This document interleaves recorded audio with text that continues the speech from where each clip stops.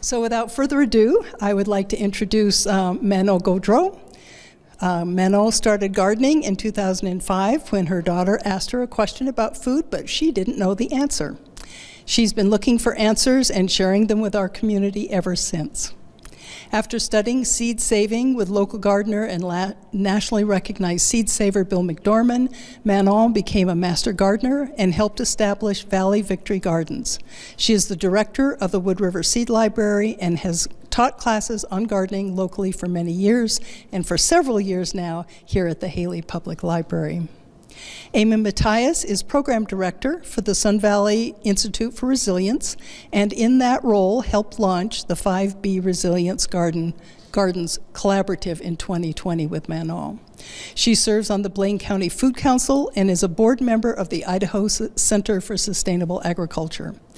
She follows regenerative practices at home, which are rooted in traditional ecological knowledge, and recently received a permaculture design certification from the Permaculture Institute of North America.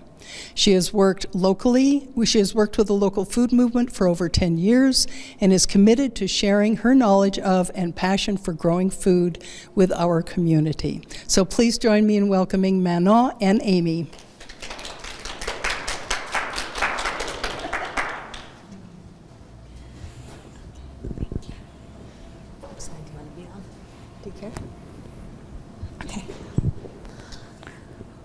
Hi, everyone. Thanks for being with us today. It does not feel like spring. I'll start with that. It's chilly outside, but we are still here presenting to you. Hello, come on in. So as Kristen said, we are going to talk about springing into your garden. I'm Amy Mattias. And I'm Manon. And I will... Is my mic on? Good.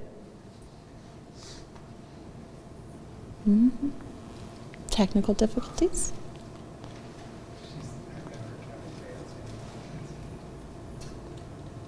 Pointed at the laptop. Yeah, I guess that would not work, would it? Still though. Maybe I'll turn it off and on again.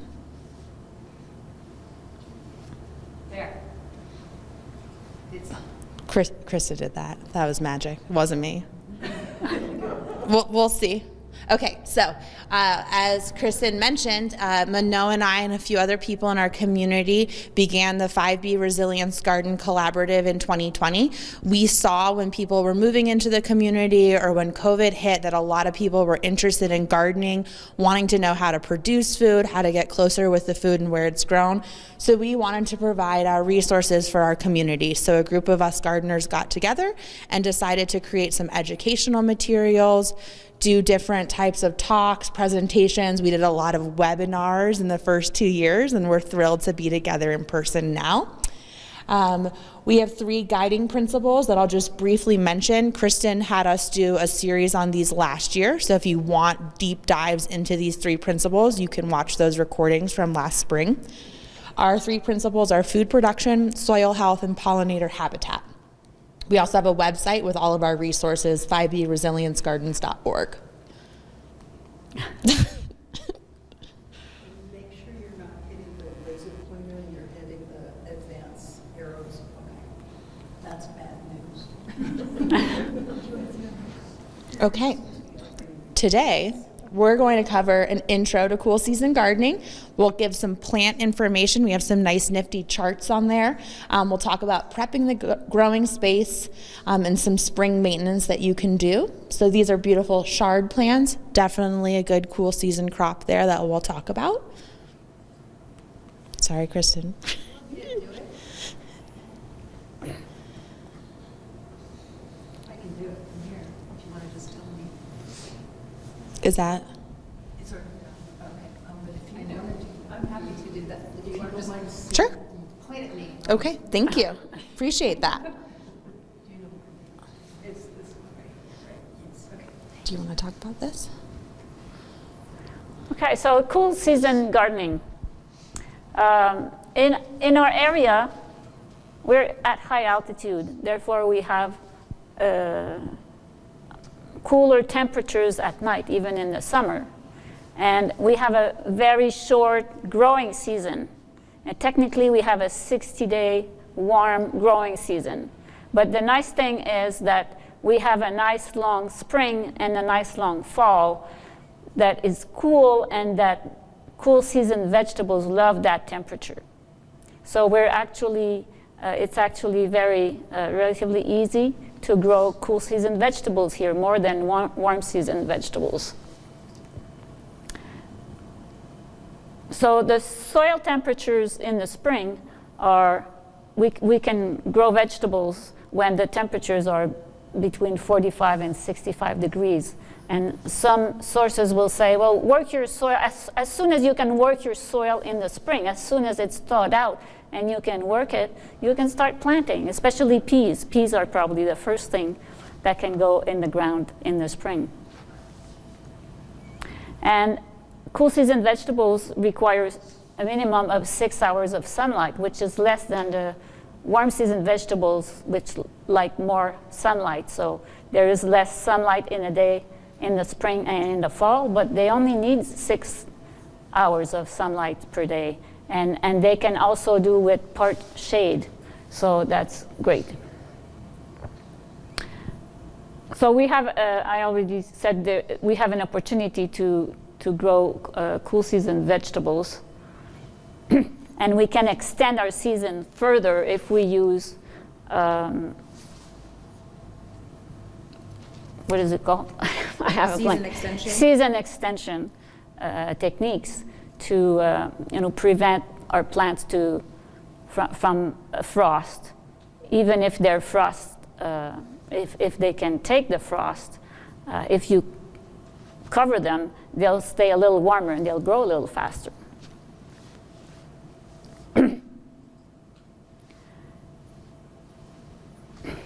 So the plants that we like to plant here in the spring and in the fall, but especially in the spring, are all the leafy greens. So the kale, the collards, the chard, the spinach, lettuce, and arugula, and the root vegetables, carrots, beets, radishes, turnips, onions do well, cilantro, peas, the first thing to plant in the spring, broccoli, cauliflower, and cabbage. And actually, some of these vegetables don't like the heat of the summer. And here the heat of the summer is quite intense. And these plants typically don't like the heat in the summer. A lot of them prefer 75 degrees and lower. So many of them, you want to plant them early enough in the spring so that you can harvest them before the heat sets in. Once the heat sets in, they want to go to seed. They want to bolt and send a stem up and produce flowers and produce their seeds, which as a seed saver, I love seeing my plants go to seed, but I like to have time to eat them first, but I like plants going to seed. I let them go to seed, and I really like saving the seeds at the end of the season, which I encourage you to do.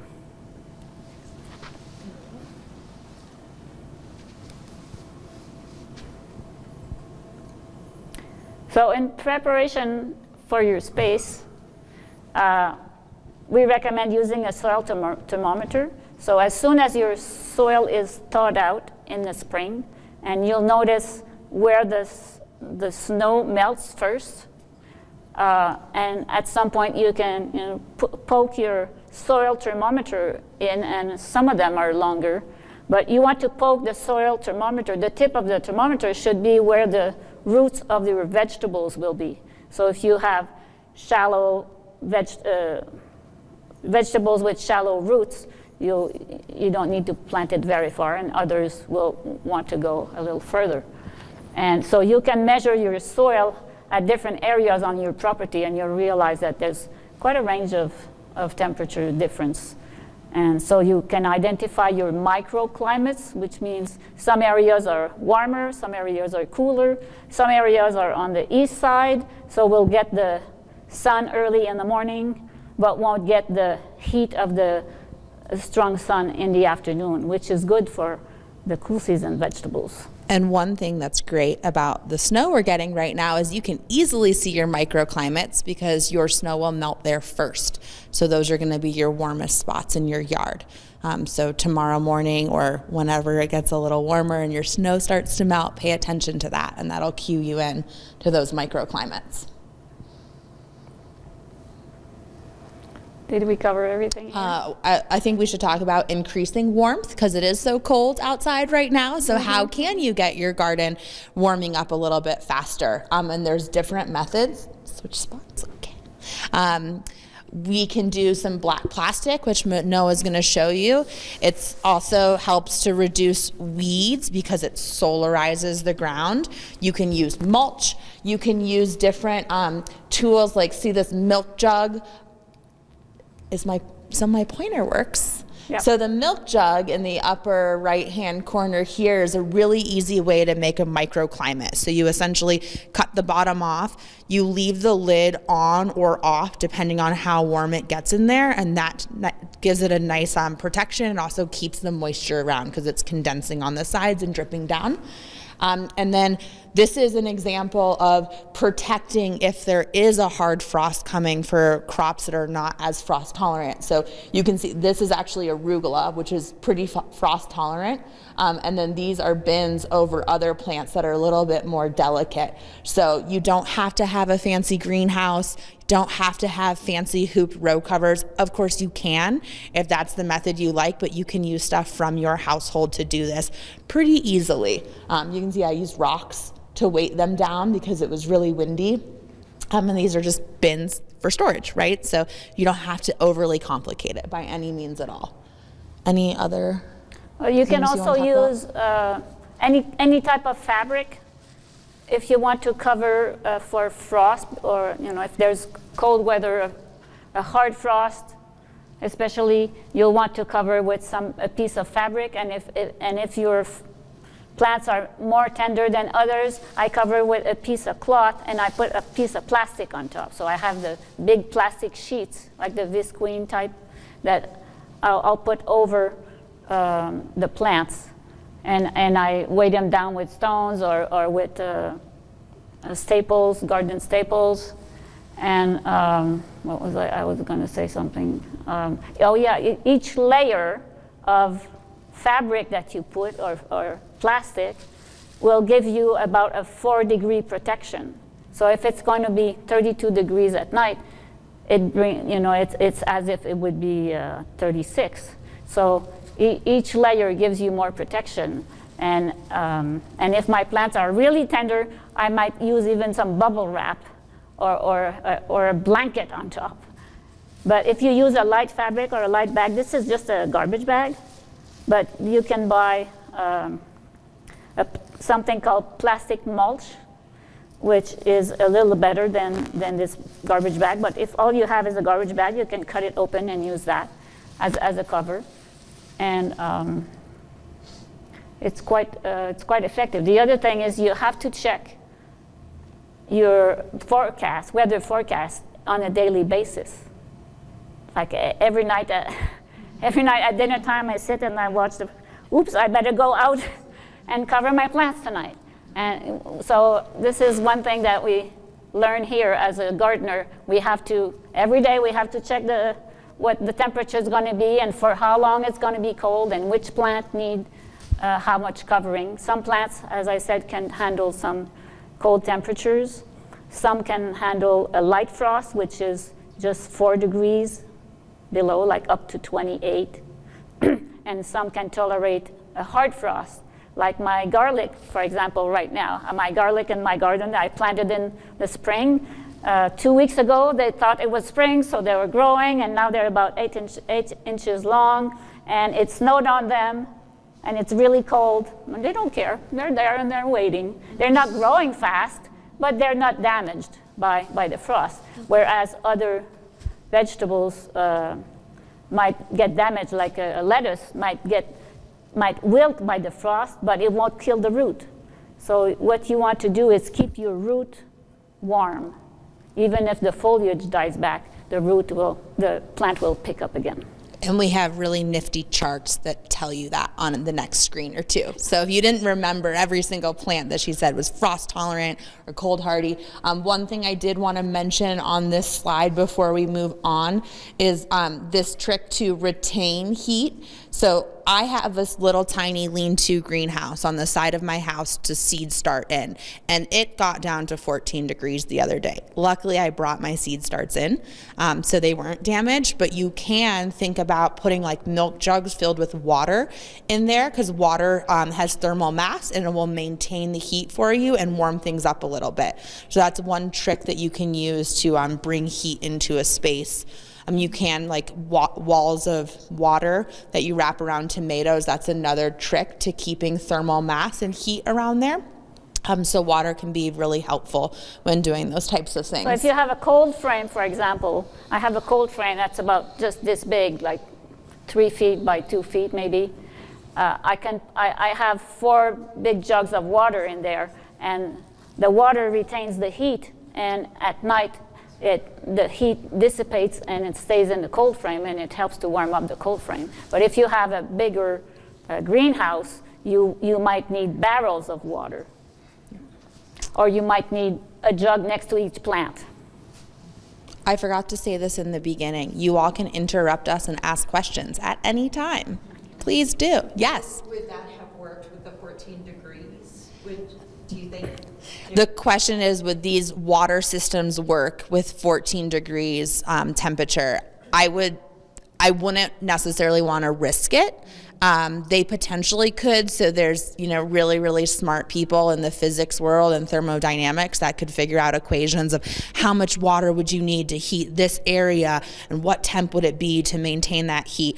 I'm not that smart. So I probably would do it if it was getting to like 25 degrees in there, but below 20 degrees makes me a little nervous, and then some plants can handle it better than others.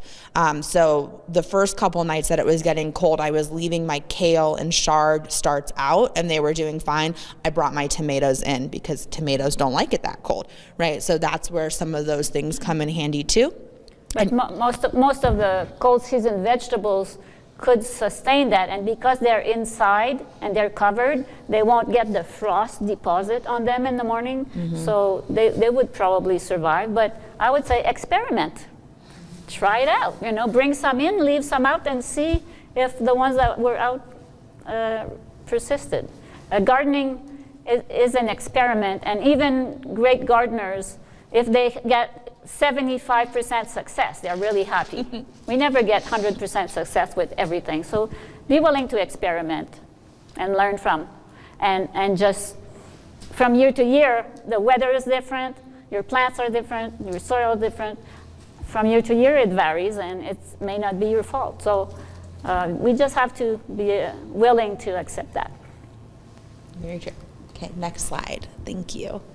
Okay, so these are the really fancy charts we were talking about. So we won't necessarily go line through line unless you all want us to, but how we designed these charts was the plant common name is on the far left-hand side, and then we put transplant or direct seed, and this means if they prefer one or the other. So some of these plants really, really like to be direct seeded, and you can think about that. They're fast growing, right? So would you start a radish in your house and then transplant it out when it only takes 3 weeks to grow or 4 weeks to grow? No, but something like broccoli, cauliflower, or cabbage, they take 3 months to mature. So you might want to start them inside, and then some do fine with either. The next column that we have is hardy, semi-hardy, or tender, and this is getting at what Manon was speaking to. Some can handle a harder frost, some can't handle that frost at all.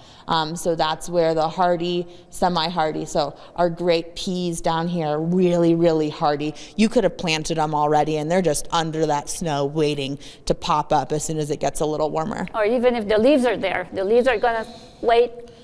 Yeah. And they won't even be damaged. They're by amazing the frost. plants. What was your question? You said you brought them in. Of course, they're still in. Mm-hmm. Are they in a garage, or are they just in your house? So the question is, the seed starts that I have, did I bring them in and leave them in, and where in my house are they? So my tomato, and when will I put them back out? So my tomato plants are in my living room. They're not that happy because they don't have a lot of sunlight right now. So I'm thinking about some type of lighting setup so that they can get some light and be a little happier. All my other starts, which are kale, chard, spinach, lettuce, cilantro, and then a handful of flowers like chamomile, zinnia, straw flower. There's something else that I'm missing. Those are all in my garage. And my garage is not getting below 55 degrees right now. I would bring them out during the day if it was sunny. And then if that temperature was getting a little bit warmer, but since it's staying under 40 degrees, essentially, it doesn't seem like it's worth my time to do it, but you could do it. I will start putting them out again as soon as we get sunshine, because that's what they really need. And then B, once those night temps are hovering around freezing again, I will put the cooler season crops back out there. I'm in Gannett, so south in the Bellevue Triangle. We got 14 degrees the other night.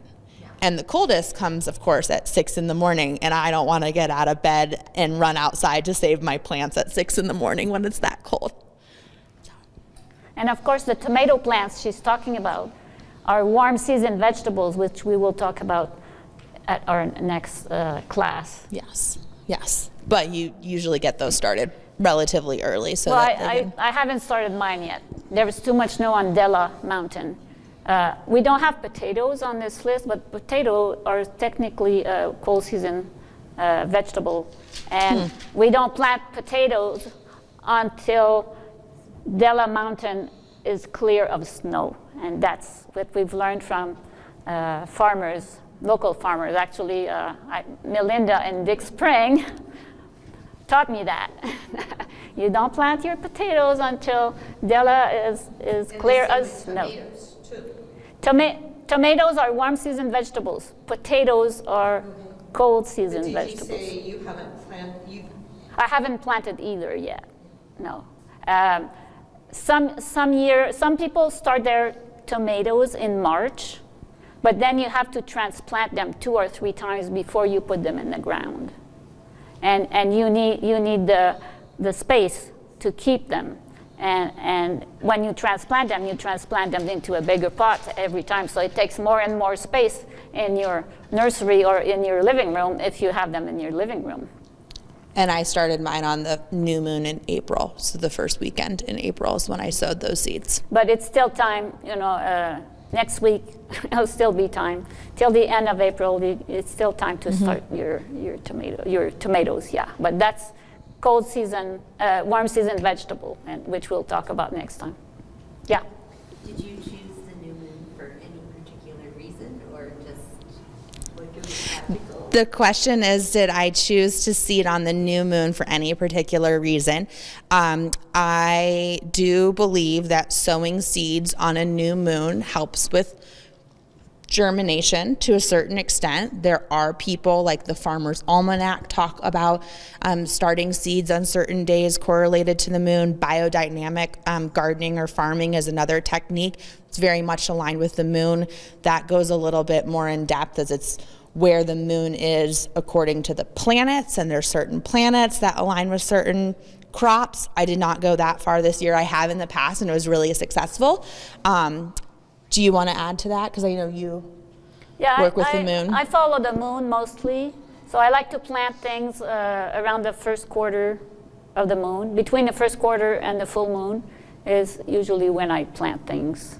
And some people don't follow that at all, but I believe in that too, and that's what I try to follow. Unless, sometimes you can't do that because the weather is so weird that if you waited and waited and waited to plant, it would be too late. So sometimes you have to, not follow that rule. Are there any crops on here that you all want to talk about in detail? Yes. This is going to sound silly, but No, it's not. I hesitated buying seeds for broccoli or cauliflower because I just feel like they're going to be hard, and I don't know why. I think it's because I've seen friends try and grow them and not been successful. So Tell me it's easy. Well, The question or the statement was that I've always hesitated buying seeds for cauliflower or broccoli because I assume that it's hard to grow. I'm not going to deny that. It's not, I shouldn't say it's hard to grow, but they like a lot of food. So you have to do a good amount of nutrients for them, or your soil has to have a lot of nutrients.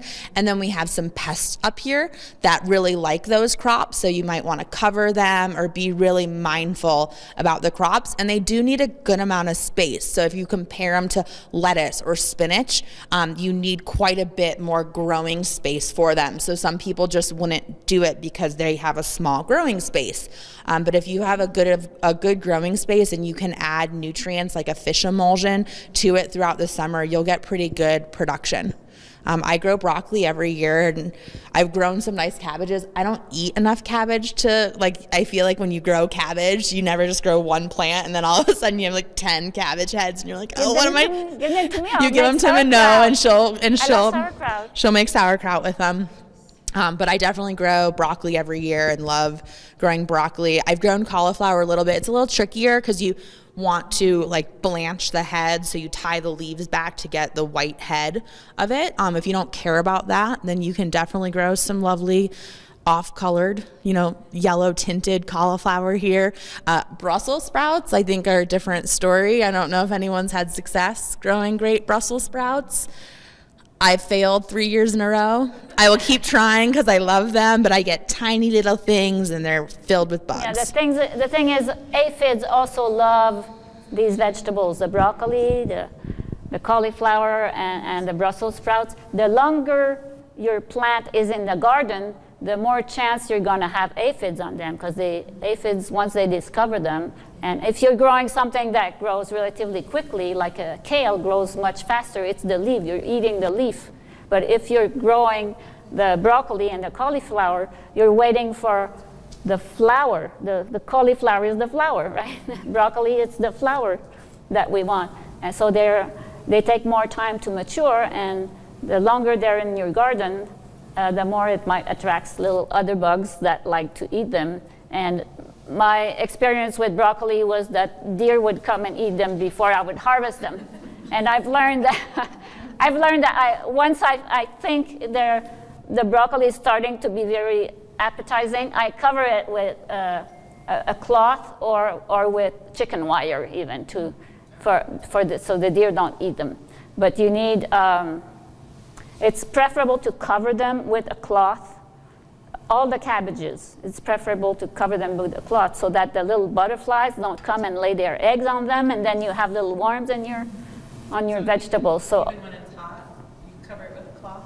Especially when it's hot, because they're cool season vegetables, so when it's really hot, they don't like it. If you shade them with a white cloth, they like it. So all of your cole family plants, they can remain covered all the time. What cloth do you use? What cloth do you use? I use a cloth called Agribon, which is it's an agricultural fabric, and you can buy it by the yard in most of our local nurseries or garden centers, and you can buy it online too.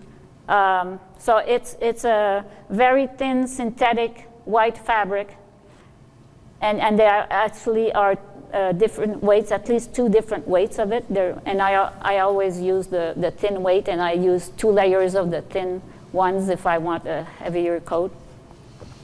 The nice thing is you can lay it directly on your plant, and they're so light that the plant will push the fabric up as the plant grows. So even if you don't have a hoop, it's fine to just cover your plant. Agribon, and there's another, Agribon is the commercial name, and there's another company that does them too. The Hunger Coalition uses another company. Landscape cloth. If you go to the Sun Valley Garden Center, ask for landscape. Agricultural cover, yeah, or either agricultural cloth. They have these big rolls of it in the back of Sun Valley Garden Center, and they'll measure it out and cut it for you. Oh, okay. And I have a farmer, well, she's now a gardener friend in Shoshone, and she has unheated greenhouses, and she's producing all sorts of things down there because she uses the heavier version of that sometimes called a frost cloth, and she has all sorts of stuff planted out there. She's got cucumber babies forming, which is really impressive. She's a great gardener. Yeah? I don't know if you ever heard about the woman that was in south of Stanley, and I can't remember her name, but she was a fabulous gardener, and she was a Kathy. She had the rolls of agrimon, I mean, literally on poles, and she would roll them out, you know, every single night, no matter what. Right. Roll them back in, and she was really successful. So Yeah, you want to remove them if your plant needs pollination. So you want the pollinators to be able to go on your plants, especially early in the morning. But if it's a cabbage family, you can leave it on all the time. And setting up a system where it's easy to roll out is really nice, because it takes some time to get them over your plants and get that all set up.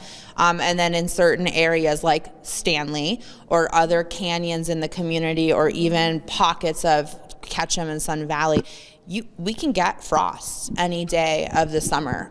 So protecting your plants might have to happen. I think the picture I showed you on the last slide where I had those tubs out, that was June 24th of last year. It got down to 22 degrees at my garden. It was not fun, but I looked at the forecast and I planned ahead. So I was doing that before I made dinner the night before, and all my plants survived, which was great. Any other crops that people want to talk about on this slide? Kristen will share slides with you all so you can have access to these charts, because they can be pretty helpful.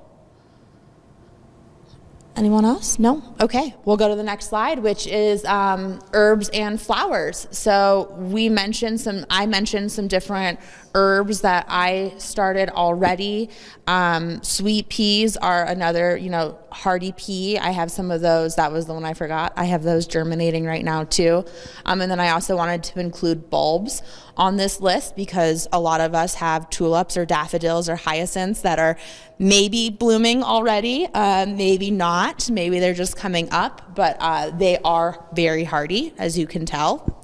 They're lasting in this cold weather and in the snow. And you can also, this is before they flower. Manon can add to this because she has more experience than I do with it, but you can break up the clumps and transplant them, and they will still flower this season. So if you have big patches of them, you can help move them around in your garden.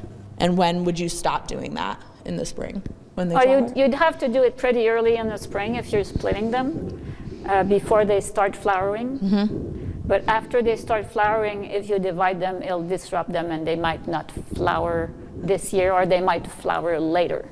But I tend to divide them in the fall more than in the spring. Okay.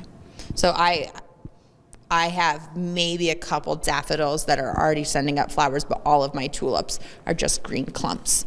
And I'm thinking I might divvy them up a little.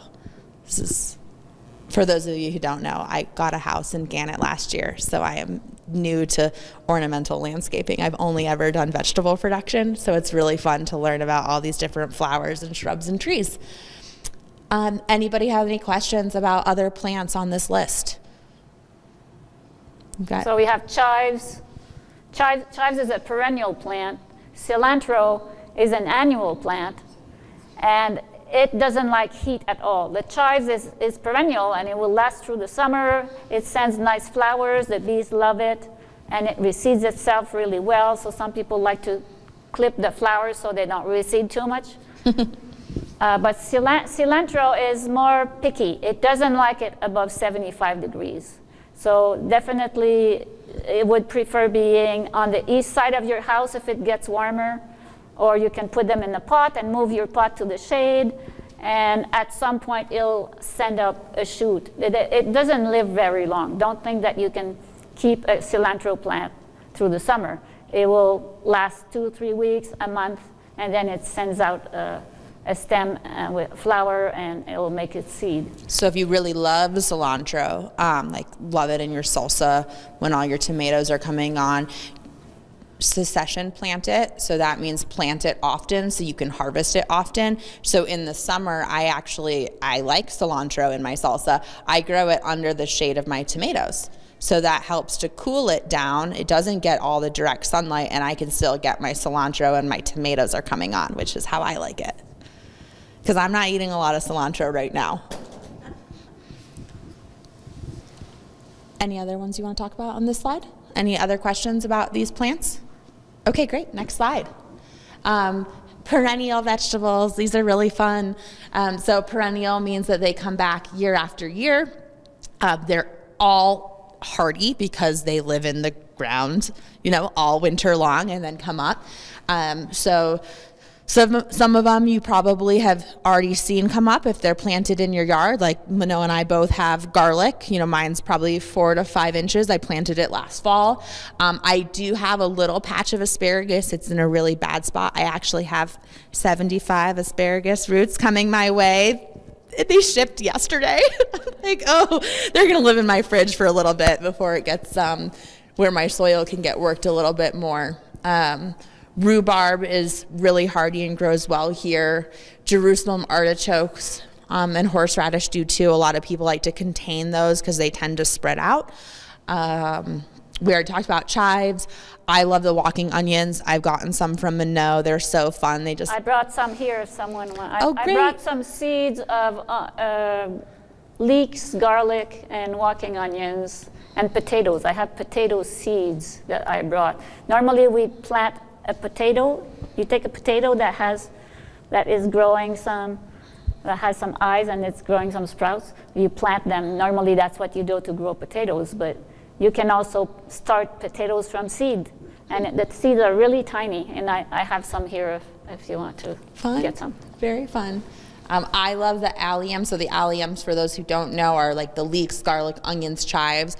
Their flowers are beautiful. They're edible. They're delicious. I make like a salt with them every year and then use that. And then I also infuse vinegar with them. So the vinegar from the chives is really pretty because it's bright pink. And it's happy in the winter time.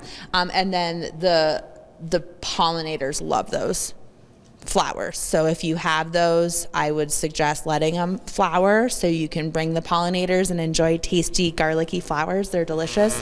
There are other crops that we don't have on here, like garlic chives are another one that you might see. They're really beautiful, dainty little white flowers and more like grass-like leaves than the round chive-like leaves. Any questions on these? The garlic is a perennial, but we typically eat the garlic, right? We eat the bulb. So once you pull the bulb out of the soil, obviously it's not going to be a perennial in your garden. But and we eat if you grow the hardneck garlic, which has a stiff flower stem, and then it comes out straight, and then it curls up, and then it goes straight again. And then it develops a flower, and the flower looks like a big ball, and at the end of each little mini stem of this ball is a little bulbil. And then if you let it go even more, each bulbil will develop some flowers and some seeds.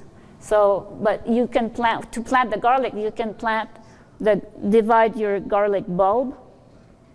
Each clove will produce a new plant, or you can plant a little bulbil from this first stage of the flower, or you can plant a seed. So they're a different stage, and the whole plant is edible. So you can eat the bulb, you can eat the stem, the actual scape. Scape, we call it a scape on a hardneck garlic. The scape, the stem that curls. Once it curls, you can cut them so that the garlic has all of its energy to develop a big bulb and not go into the flower. But so I leave a few flowers, but I cut most of them, and you can eat the garlic scape, which is a delicious vegetable to eat. One of my favorites. I love garlic scape season. It's so fun. And the garlic, at this time we have green garlic sold by several farmers, which is an immature garlic plant, and you can eat the whole thing, the green and the white part, and the greens are edible. And we're getting them sold from farmers because they're thinning out their crops. So if you like the green garlic, when you plant your garlic at home, plant them closer together and then thin them in the spring and thin out the kind of weaker, smaller plants, and that's your green garlic, and it's delicious too. I love garlic. I love garlic. It's one of my favorites. If you did not plant your garlic in the fall, if you get green garlic from a farm in Fairfield. I got my garlic from them yesterday, and they still have the little roots on the vegetables, so you could actually plant those. Any green onion that you buy from the store, if they have their roots on, you can plant them in your garden and they'll produce an onion. They're great. What a fun group of crops. I love those crops. Okay, and just so I'll just, on the side here, we mentioned that we're not talking about shrubs, fruit trees, canes. Those are all hardy perennials too, the ones that we can grow here. Some don't grow as well here, but raspberries, blackberries, strawberries, huckleberries, some blueberries depending on your soil type, currants, all of those are hardy crops that you can grow. We just aren't including them here. Next slide, please. And then we'll just briefly talk about some spring maintenance that you can do this time of year. I will give a little shout out to Linda Rees, who hosts a workshop with Haley Public Library on fruit tree pruning. It's up on the Haley Public Library's website, so you can watch that. She is an arborist, great information there. It is still a good time to prune your fruit trees or your shrubs or your non-fruit trees.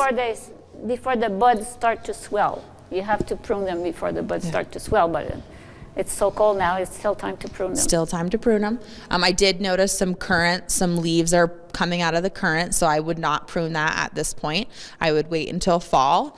And then let's see if there's anything on propagating is a little tricky now because you don't want those buds to swell or the leaves to be out, but propagating is a way to create more plants from the plants that you already have.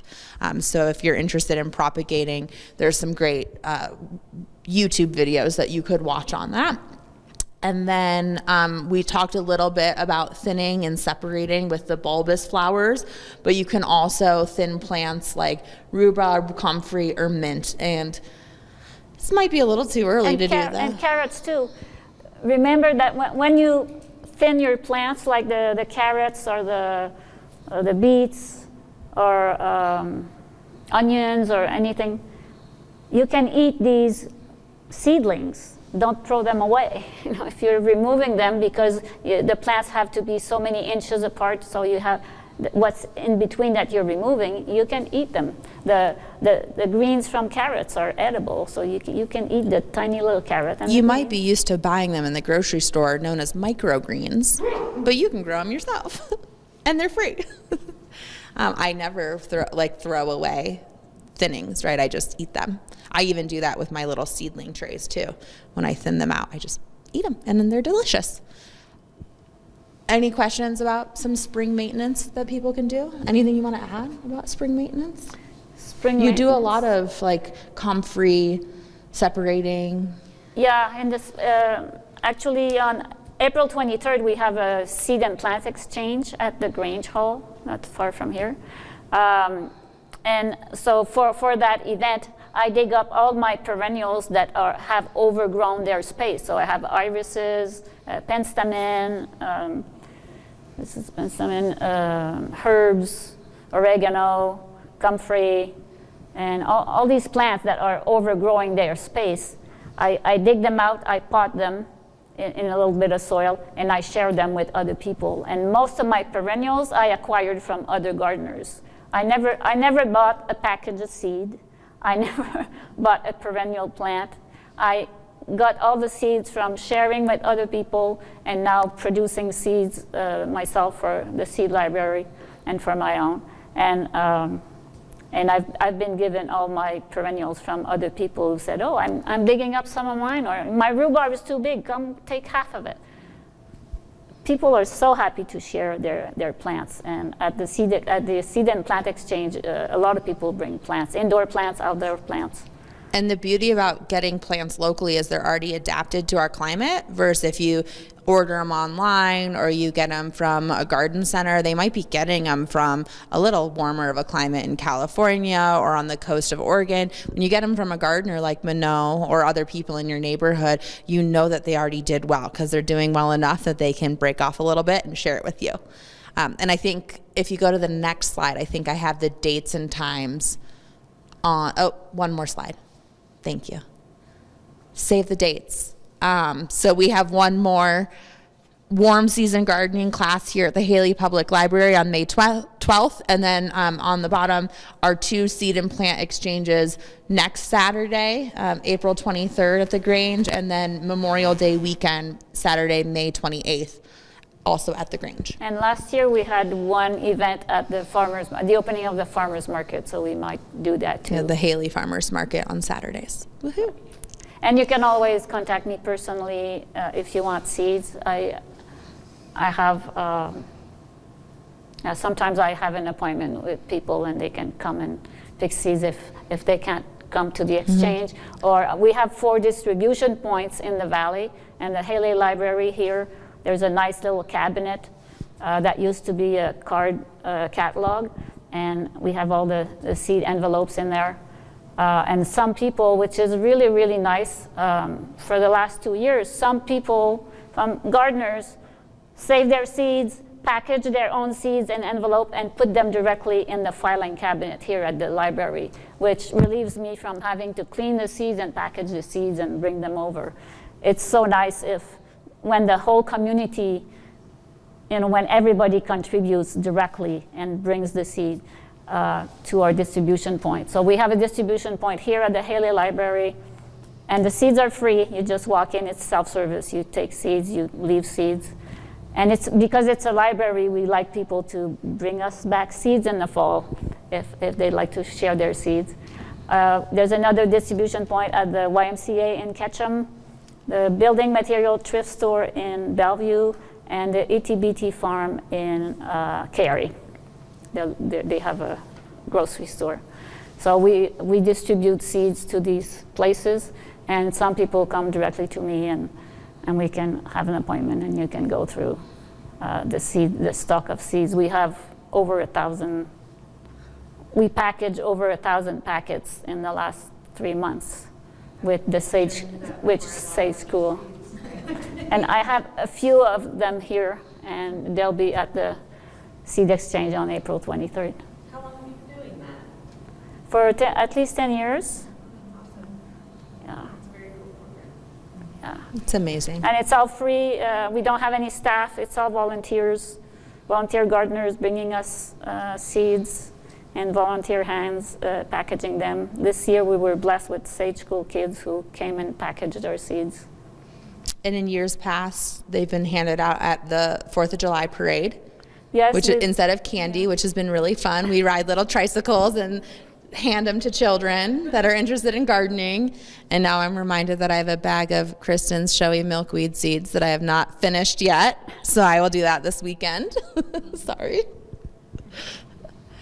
Yeah, I have more seeds to be packaged, and I have little seed kits at home. So anyone interested in packaging a few packets, I have this little bag with bulk seeds and envelopes and instructions, and you take the bag home and you package them and you bring them back to the library. It's a really great way to get to know plants from seed to your plate. When you process the seed, when you grow the seed, process the seed, plant the seed, eat the plant that's grown.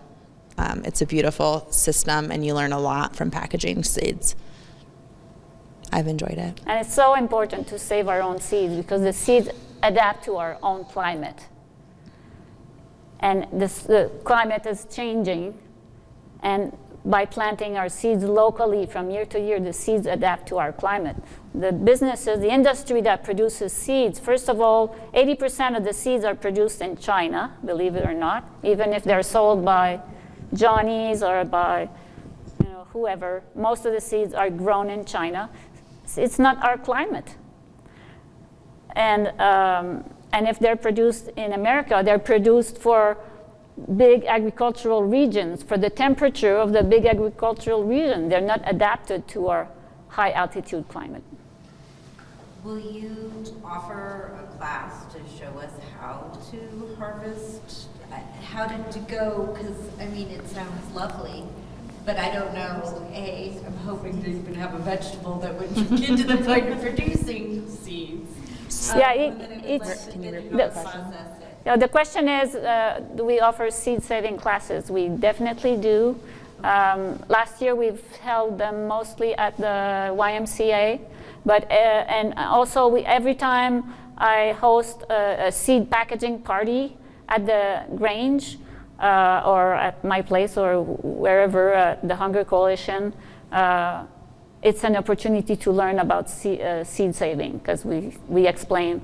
But we have, every year we do some seed saving workshops. There's a lovely book that Bill McDormand made a few years ago. I didn't bring it, but it's available online as an ebook. And you can RockyMountainSeedAlliance.org is the Bill McDormand's organization that he started. Right. And what was I going to say? Oh, you can always do a search on internet and say, how do you save seeds from this plant? And it's all explained. The easiest thing to do is just let your plant get old. Like, just if you think you want to grow seeds from it, just let it keep doing its thing. And eventually, like, I started saving seeds because I was being a neglectful gardener, and all of a sudden, you know, my lettuce bolted and it's forming seeds, and then you start to experience it, and it's beautiful and it's wildlife friendly, right? Like, I can't imagine, you know, a lot of people remove quote unquote weeds, which are just plants that they don't want there, from their garden.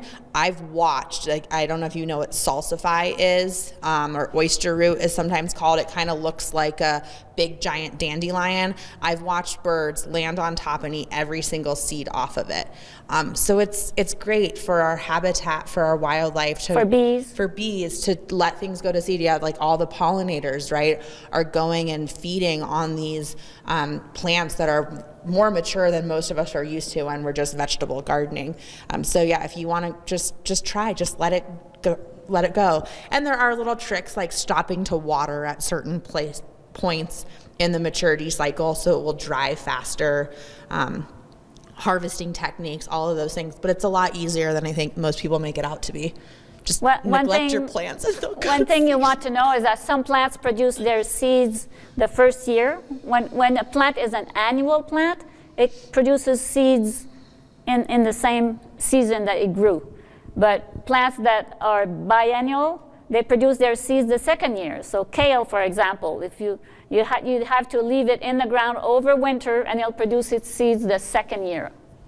So you have to know that. Perennials will produce their seeds mostly every year or sometimes every so many years.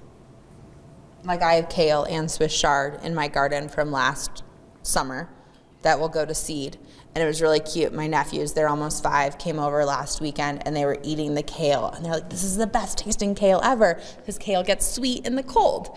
So you can also get some early spring greens when you overwinter some of those things. Just eat a couple leaves and leave most of it. Leeks, carrots, beets, all of those you can overwinter, and then they will go to seed in late spring, midsummer. It's fun. Any other questions? Okay. All right. Thank you. Well, thanks, you guys. It's wonderful to have you back again. And please join us on May 12th for Sunny Season Gardening. And if you missed any of the other gardening talks this year or in previous years, just go to our website. You just go to haleypubliclibrary.org, look under Library Events, and then there's an Archives button, and you just click on it, and there they are. So thanks again for joining us, and thanks, Manon and Amy, for a fascinating talk, plus a little chapter on seed saving at the end, a surprise chapter. So thanks again. Thank you. Thank you. Yep.